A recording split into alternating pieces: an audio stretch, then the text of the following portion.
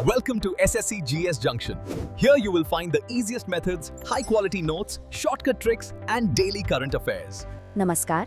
कभी सोचा है कि भारत का जो हजारों साल पुराना इतिहास है उसे बस कुछ ही मिनटों में कैसे समझा जा सकता है? आज हम यही करने वाले हैं। इस विशाल और मजेदार कहानी को स्लाइड्स के जरिए समझेंगे। तो सवाल तो यही उठता है ना? इतना लंबा, इतने उतार चढ़ाव वाला इतिहास, आखिर उसे इतने कम समय में कैसे समझें? सुनने में तो ये मुश्किल लगता है, पर इसका एक बहुत सीधा सा तरीका है।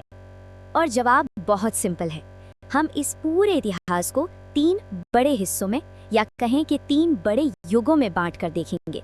ऐसा करने से ना हर दौर की जो खास बातें हैं वो आसानी से समझ में आ जाएंगी और हमारा ये सफर भी मजेदार हो जाएगा। तो चलिए शुरू करते हैं अपना सफर। हमारा पहला स्टॉप है प्राचीन भारत। ये वो दौर था जब भारत की संस्कृति और समाज की नींव रखी जा रही थी। वही नींव जो आज भी हमारी पहचान का एक बड़ा हिस्सा है। देखिए, ये जो टाइमलाइन है ये हमें इस युग के सबसे जरूरी पड़ावों की एक झलक देती है। महाजनपद मतलब जो बड़े बड़े राज्य थे, उनके बनने से लेकर ताकतवर मौर्य साम्राज्य तक, और फिर गुप्त साम्राज्य का वो सुनहरा दौर जब आर्ट और साइंस तो जैसे आसमान छू रहे थे। ये पूरा दौर लगभग 1200 ईस्वी तक चला था। अच्छा, अभी हमने स्वर्ण युग या गोल्डन एज की बात की, तो ये होता क्या है? इसका मतलब है किसी सिविलाइजेशन का वो टाइम जब वहाँ खूब शांति हो, पैसा हो और कल्चरल अचीवमेंट अपने पीक पर हो। और भारत के इतिहास में गुप्त काल बिल्कुल ऐसा ही एक सुनहरा दौर था। तो प्राचीन भारत की असली पहचान थी क्या?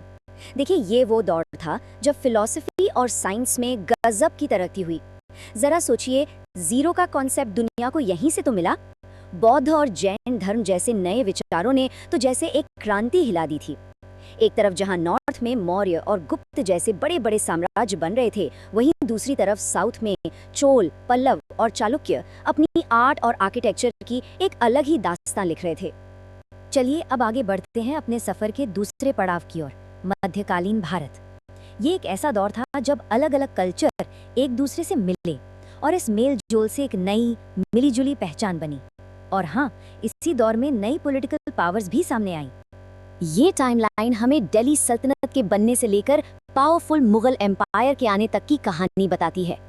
ये दौर जो करीब करीब 1707 तक चला, उसने भारत के पॉलिटिकल मैप को हमेशा के लिए बदल कर रख दिया। इस युग की सबसे खास बात पता है क्या थी? यहाँ की गंगा जमुनी तहजीब, मतलब हिंदू और मुस्लिम कल्चर्स का एक कमाल का संगम देखने को मिला। और इसी संगम का नतीजा था ताजमहल और लाल किले जैसी शानदार इमारतें। पर बात सिर्फ इतनी ही नहीं थी।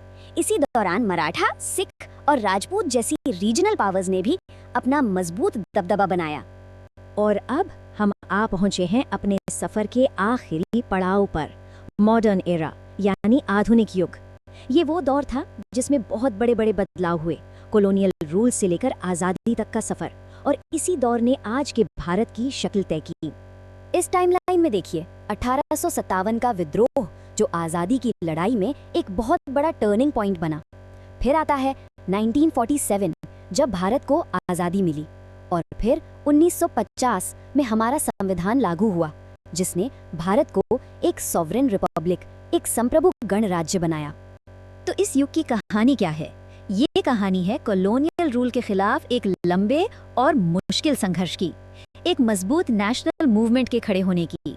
इसी दौर में मॉडर्न एजुकेशन और प्रेस का भी विकास हुआ, और इन सब का नतीजा दुनिया के सबसे बड़े लोकतंत्र का जन्म। तो ये थी हमारी यात्रा इन 3 ऐतिहासिक युगों से होकर।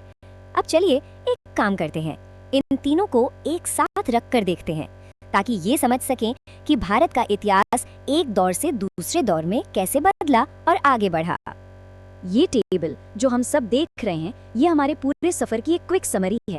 प्राचीन युग की नींव, मध्यकालीन युग का संगम और आधुनिक युग का बदलाव। हर एक दौर ने भारत के इतिहास पर अपनी एक अलग और गहरी छाप छोड़ी है। और जाते जाते एक सवाल, इन तीनों युगों में से वो कौन सा युग है जिसकी विरासत आज हमारी दुनिया पर सबसे ज्यादा असर डालती है? ये सवाल सोचने वाला है ना? अपने अतीत, आज और आने वाले कल के बारे में।